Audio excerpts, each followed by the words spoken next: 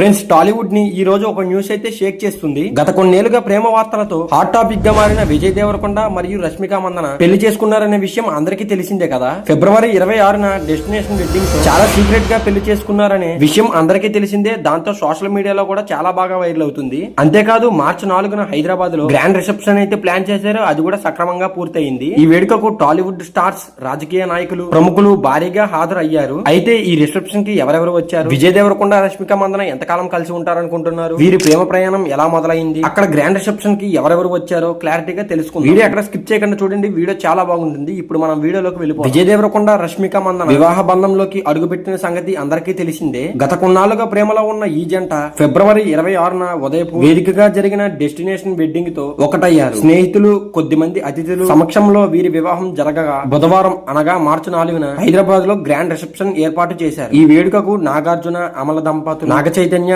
రామ్ చరణ్, ఉపాసన జంట, రాధిక శరత్ కుమార్ దంపతులు, నమ్రత, నిరోధ్, ఆమె కూతురు సితార, ఇలా చాలా మంది అక్కడకు వచ్చారు. ఇంకా అక్కడ రిసెప్షన్ దగ్గర మన అల్లు అర్జున్ గారి ఎంట్రీ అయితే మామూలుగా లేదు. అక్కడికి మన అల్లు అర్జున్ గారు వస్తున్నారనే విషయం ముందుగా తెలిస్తే దానికి ముందు వచ్చిన విజయ్ దేవరకొండ గారు అండ్ అలాగే రష్మిక మందన అక్కడ ఉండేవారే కాదు. ఎందుకంటే అల్లు అర్జున్ గారితో అంతమంది వచ్చారు. ఇంకా అంతేకాదు మన కామెడీ స్టార్ వెంకటేష్ గారు కూడా వచ్చారు. ఇంకా రకరకాల టాలీవుడ్ అండ్ అలాగే బాలీవుడ్ హీరోయిన్లు కూడా వచ్చారు. మరి ఇంత చేశాక కూడా మన విజయ్ దేవరకొండ గారు రష్మిక మందన మూవీస్ చేస్తాకు ఒప్పుకుంటారంటారా? ఒకవేళ ఒప్పుకోకపోతే మాత్రం చాలా దారుణాలు జరుగుతాయి అనుకుంటున్నా. నాకు తెలిసి తన ఒక హీరోయిన్ కాబట్టి తనకి ఇవ్వాల్సిన వాల్యూస్ అన్ని ఇస్తాడు. ఎందుకంటే ఇప్పుడు ఒకవేళ రష్మిక మందన గారు రాకపోతే అల్లు అర్జున్ ఫ్యాన్స్ అందరూ విజయ్ దేవరకొండ గారిని తిట్టుకుంటారు. అది ఎందుకంటే ఇప్పుడు మనకి పుష్ప3 ఉంది కాబట్టి దాంట్లో శ్రీవల్లి పాత్ర లేనిదే మూవీ అసలు ముందుకు నడదు. సో ఆమె ప్లేస్ లో ఎవరినైనా సరే రీక్రియేట్ చేసినా సరే పని అవ్వదు. కాబట్టి ఖచ్చితంగా రష్మిక మందన గారు ఉండాల్సింది. సో ఇంకా మరి ఈ విషయం చూసుకుంటే మరి హైదరాబాద్ లో జరిగిన గ్రాండ్ రిసెప్షన్ చాలా బాగా జరిగిందనే చెప్పాలి. మొత్తానికి విజయ్ దేవరకొండ అండ్ అలాగే రష్మిక మందన పెళ్లి వార్త ఇప్పుడు టాలీవుడ్ లోనే కాదు సోషల్ మీడియాలో కూడా సెన్సేషనల్ గా మారింది. సో మొత్తానికి మార్చి 4న జరిగిన